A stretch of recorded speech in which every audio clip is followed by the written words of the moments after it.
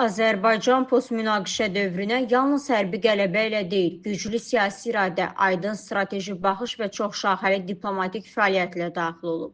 Döyüş meydanında əldə olunan qələbənin beynəlxalq müstəvidə siyasi, hüquqi nəticələrlə möhkəmləndirilməsi ölkəmizin qlobal münasibətlər sistemində mövqeyini keyfiyyətcə yeni mərhələyə yüksəldib və Azərbaycanı regional proseslərin formalaşdırıcısına çevirib.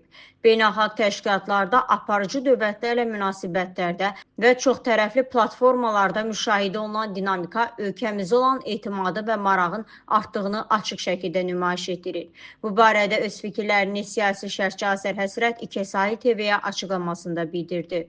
Prezident İlham Əliyevin geniş əhatəli o müsahibəsini çox diqqətlə dinlədim və bir daha sevindim ki, Azərbaycan prezidenti cəmiyyəti narahat edən bütün suallara açıq, aydın şəkildə cavab verdi. Yəni doğrudan da Azərbaycanda bəzən vətəndaşların cavabını almağa çalışıb ala bilmədiyi suallar yığılıb qalır. O suallara əslinə qalanda aşağı vəzifəli şəxslər vaxtında cavab verməlidirlər, amma vermirlər. Vermədiklərinə görə də vətəndaşın dövlətdən narazılığı yaranır. Bax, dünənki o geniş müsahibədə cənab prezident bütün o suallara ayrıntılı bir şəkildə cavab verdi. İstər ölkə daxili məsələlər, istər xarici siyasət, istərsə Azərbaycanın perspektivi, Türk Dövlətləri Təşkilatı və bu yöndə aparılan işlərlə bağlı çox geniş fikirlər səsləndirildi. Əlbəttə ki, o geniş müsahibənin hər cümləsi ayrılıqda təhlil edilə və qiymətləndirilə bilər. Amma şəxsən mənim üçün çox doğma olan mövzular da vardı. Onlardan ən birincisi ana dilimizlə bağlı məsələ idi. Bir daha cənab prezident ana dilimizə həssaslığını nümayiş etdirdi. Eyni zamanda dünyanın hər tərəfindəki azərbaycanlıların Azərbaycan dilində təhsil problemini gündəmə gətirmiş oldu. Qeyd elədi ki, Azərbaycandan kənarda yaşayan Azərbaycanlılar bəzi ölkələrdə öz ana dillərində təhsil ala bilmirlər. Əlbəttə ki, biz bilirik hansı ölkələrdən söhbət gedir. Qardaş deyə biləcəyimiz hətta ölkələr də var, onların arasında dost deyə biləcəklərimiz də var və oralarda Azərbaycan dilli məktəblərin olmaması bizi narahat etməyə bilməz. Özəlliklə burada biz Rusiyanı nəzərdə tuta bilərik. Ki, bəzən deyilir ki, orada 3 milyona yaxın Azərbaycanlı yaşayır. Halbuki onların faktiki olaraq məktəbləri yoxdur. Dərbənddə nəsə var, alayarımçıq bir şeylər, onlar da məhv edilir. Bir dənə məktəb Moskvada var idi, Azərbaycanın himayəsi ilə. O məktəbi belə ləğv etdilər, birləşdirdilər hansısa bir məktəbə.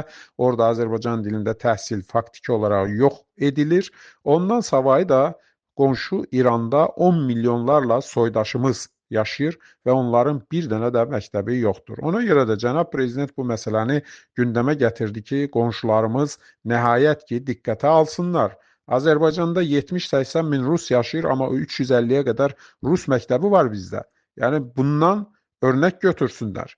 Onlar da Azərbaycanlılar üçün məktəblər yaratsınlar. Ondan savayı məmurların özbaşınalıqları, qayda-qanuna əməl etməməsi, prezidentin tapşırıqlarını yerinə yetirməməsi ilə bağlı cənab prezident xüsusi olaraq fikirlərini səsləndirdi. Mən düşünürəm ki, bundan sonra özəlliklə də cənab prezidentin birbaşa təyin etdiyi nümayəndələr, icra başçıları və s. vəzifəli şəxslər öz hesablarını götürməlidirlər. Azərbaycanın dünya çapında gəldiyi mövqe haqqında da çox dəyərli fikirlər səsləndirildi. Özəlliklə də Amerika Birləşmiş Ştatları ilə münasibətlərin düzəlməsi bu ayrıca bir mövzu oldu. Əlavə olaraq da 1992-ci ildə Azərbaycana qarşı tətbiq edilmiş Azadlığı Müdafiə Aktına 907-ci düzəliş məsələsinə aydınlıq gətirildi və cənab prezident xatırlatdı ki, o vaxt Azərbaycanda normal hakimiyyət, normal dövlət yox idi və hətta Azərbaycan hakimiyyətinin xəbəri olmamışdı ki, belə bir şey tətbiq edilir. Yəni bizim diplomatiyamız ölü idi o dövrdə. Amma bugün Azərbaycan elə bir mərhələyə gəlib çatıb ki, Amerika Birləşmiş Ştatları üçün xarakterik olmayan bir qanunun ləğvi prosesi haqqında danışırıq.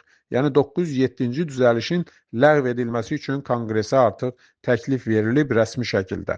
Görürsünüzmü? Yəni belə götürsək prezidentin o geniş əhatəli müsahibəsi haqqında biz saatlarla danışa bilərik və hər cümləsini ayrıca götürüb təhlil edə bilərik və əlbəttə ki, Azərbaycanın bugünü, dünəni, sabahı ilə bağlı çox dəyərli fikirlərə əsaslanıb dövlətimiz üçün daha faydalı nələri edə biləcəyimizə qənaət edə bilərik. Yəni sözümün canı odur ki, bu müsahibə ilin başlanğıcı üçün bizə bir motivasiya oldu, bir yol xəritəsi oldu və Azərbaycanda ictimai siyasi fəal kəsim, eləcə də ayrı-ayrı vətəndaşlarımız bunları diqqətə almalıdır və alacağıq da. Çünki bilirik ki, bizə ən doğru, ən düzgün yolu Prezident İlham Əliyev göstərir.